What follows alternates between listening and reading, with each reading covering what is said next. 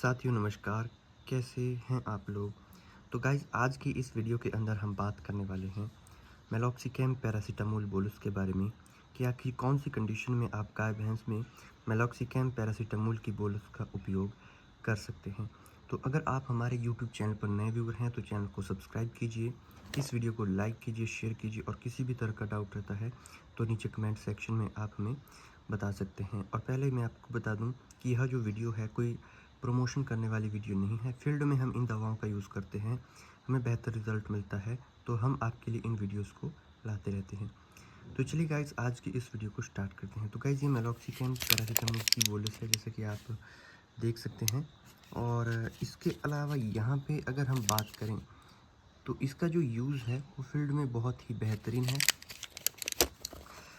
देखिए आपके पशु में कौन सी कंडीशन में इसका उपयोग करते हैं। अगर आपके पशु में मान लीजिए पायरेक्सिया की कंडीशन हो गई है, यानी कि बुखार की कंडीशन हो गई है, फीवर की कंडीशन हो गई है, पशु का जो टेम्परेचर है वो बहुत ज़्यादा हाई हो गया है, तो उस कंडीशन में हम गाय और भैंस में, छोटे पशुओं में मेलॉक्सिकैम पैरासिटामोल बोलस का इस्तेमाल सबसे ज़्यादा देखने को मिलता है।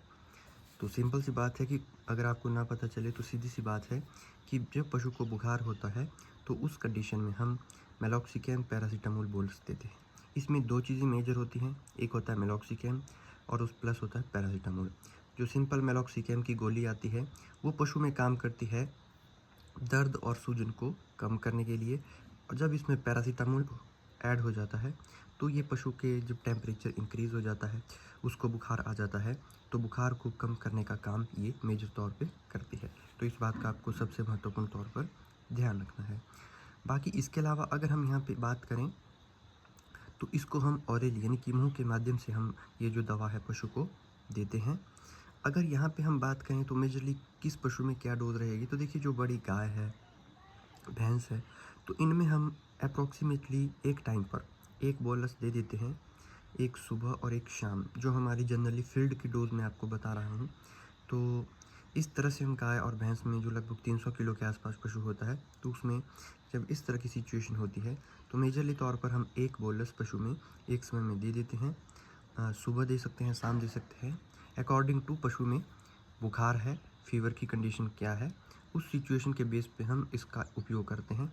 अगर मान लीजिए पशु का टेम्परेचर नॉर्मल आ गया है तो उस कंडीशन में आप कोशिश करें कि इसको ना दें। अगर बार बार आ रहा है, जा रहा है, तो उस कंडीशन में आप दे सकते हैं। या पशु का टेम्परेचर मान लो उतर ही नहीं रहा है, तो प्रॉपर केस डायग्नोस करने के आधार पर ही हमें इसका देने का तरीका, इसकी डोज को आइडेंटिफाई करना होता है। और जब भी इस दवा को दें तो पशु चिकित्सक की सलाह के अनुसार ही आपको इसे उपयोग में लाना है।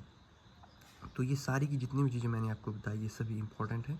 बात करें प्रेगनेंसी की, तो प्रेग्नेंट पशु में इसका उपयोग किया जा सकता है। ये जो बोलस है ये प्रेगनेंसी सेफ़ है, कहीं कोई दिक्कत या फिर टेंशन लेने वाली बात आपको नहीं रहेगी। इसके अलावा यहाँ पे अगर हम इसकी एमआरपी की बात करें तो ये लगभग आपको 100 रुपये से ऊपर ही देखने को मिलती है। ठीक है जी।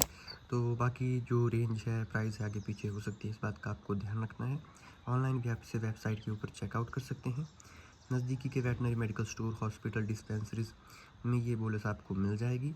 इसके अलावा इसको आपने कूल और साफ़ सुथरे प्लेस पे रखना है। सनलाइट यानी कि सूर्य की रोशनी से आपने सबको प्रोटेक्ट करना है। यह सिर्फ एनिमल के यूज़ के लिए है, तो ह्यूमन में इसका यूज़ बिल्कुल भी यूज़ में ना लाइएगा। और छोटे पशुओं की अगर हम बात करें तो छोटे पशुओं के लिए भी इस दवा को दे सकते हैं, लेकिन प्रॉपर गाइडलाइन के साथ, और उनके लिए छोटी टैबलेट्स उपलब्ध है। आई होप आपको आज की ये वीडियो अच्छी लगी हो तो इस वीडियो को लाइक, शेयर और चैनल को सब्सक्राइब कीजिए। धन्यवाद।